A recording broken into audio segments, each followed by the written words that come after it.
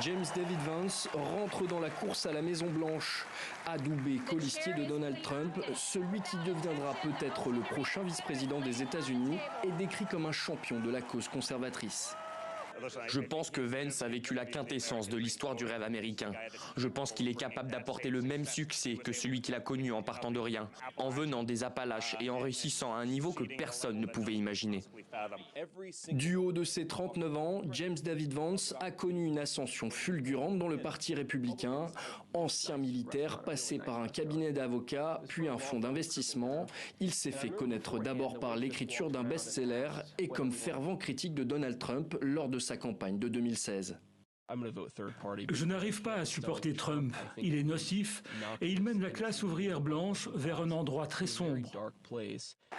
Après l'élection de Donald Trump, Vance a radicalement changé son discours avant de devenir sénateur de l'Ohio en 2022, un changement de posture pardonné par le camp républicain.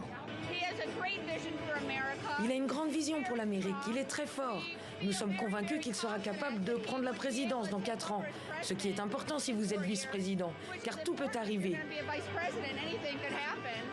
Anti-IVG, ardent défenseur du protectionnisme économique et de la lutte contre l'immigration, Vance est également aligné avec Donald Trump sur les questions internationales, à commencer par le dossier ukrainien, sur lequel il prône l'arrêt de l'aide américaine qu'il juge inutile et trop coûteuse.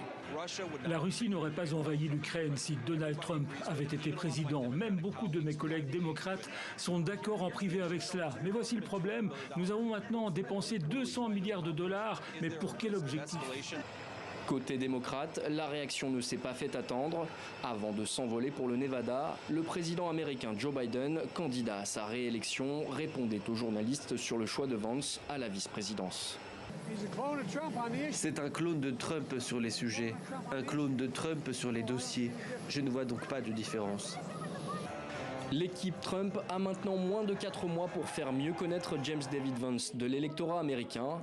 Le sénateur de l'Ohio reste pour l'heure méconnu du grand public.